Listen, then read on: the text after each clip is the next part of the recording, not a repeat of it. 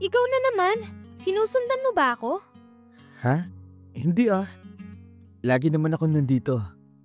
Baka ikaw ang stalker. Pwede ba akong tumabi? Puno na kasi lahat ng tables eh. Ano ba itong ginagawa ko? Ilang taon ko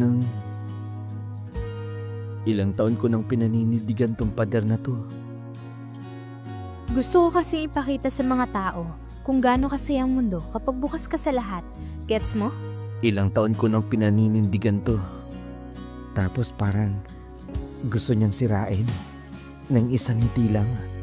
At ang nakatatakot, parang hinahayaan ko lang siya